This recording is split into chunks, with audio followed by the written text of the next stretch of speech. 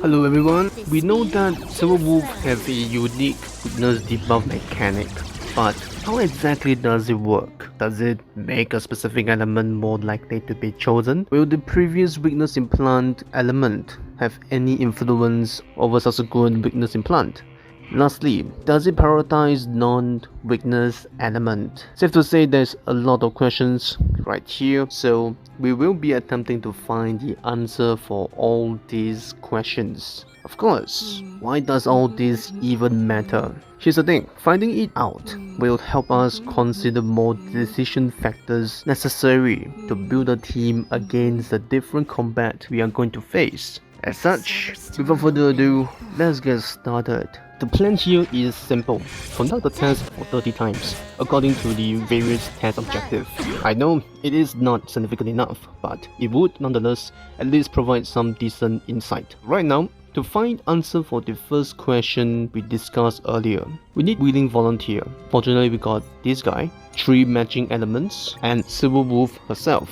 If the numbers of matching element actually influence her weakness implant rate, then we could expect a rate of about close to 75%. But as it turns out from our simulations, it actually turns out to be close to 50% instead.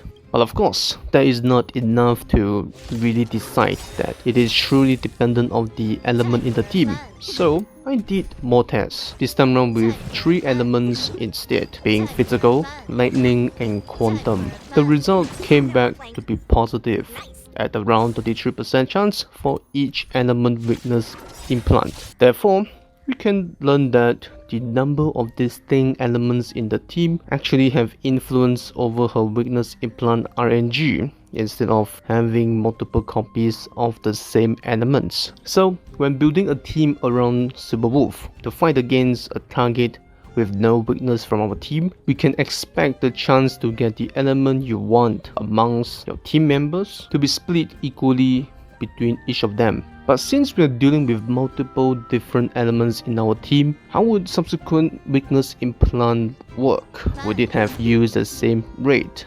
To answer that, we will repeat the second test earlier. But this time around, we are going to use Silverwolf's skill on the same target again, so we can see if the skill actually put into consideration her previous weakness implant as part of the RNG requirement. And here's the result. It appears that 2 of the elements seems to be more likely to reoccur based off my tests. But if we look closely into how many times her skill get repicked by the same element weakness implant, and surprisingly, the result comes at about 33%. Hence, we can actually infer to a certain extent that her skill won't consider her previous weakness implanted element as part of the RNG for the subsequent attempt. And each attempt will have the same rate based off your team elements that your opponent does not have weakness against too. While it may sound like you have to use a skill multiple times to cycle to the right element that you want, do note that we have really only tested her against opponent that isn't weak to our team elements. Hence, we still need to do one last test. And then we'll also find the answer to our last question. Does her skill prioritize non-weakness element? And as such, I'm happy to tell you that after 30 attempts, it's safe to say that her skill will always choose to prioritize elements that the opponent isn't weak against already. I even further repeated this test with 2 non-weak elements instead, and her weakness implant works similar as choosing 2 different elements in the team. With that, we can safely conclude her weakness implant RNG is actually based off the number of different elements your team has that your opponent isn't already weak against. This also highlights that Silverwolf is designed to help improve your team capability to break opponent toughness, or to some extent also provide you with team building options that you would otherwise never consider due to lack of elemental advantages. It's worth noting as well that if you were to fight using mono fire against fire, you can still dim it down by breaking toughness. Just don't expect it to be too effective. Otherwise, Thanks for watching so far.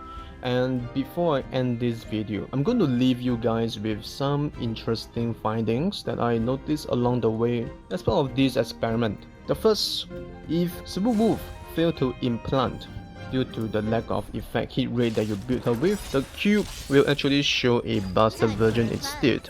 So it's kind of neat for them to add in these little details for the animation. And secondly, Silver Wolf skill does not actually consider element of a down teammates as part of the RNG for choosing the weakness implant element. So don't worry too much about her skill RNG further aggravates your experience. So it's a kind of a nice touch up for them to consider to make sure your combat experience is as optimal as it is. And lastly, Silver Wolf implant weakness before she attacks. If her first implant was actually quantum element, this actually allows her to wear opponent toughness as well. And similarly, if the second implant that was to replace the existing quantum weakness implant, she will not wear opponent toughness as the weakness implant is temporary. Other than that, that's all I have.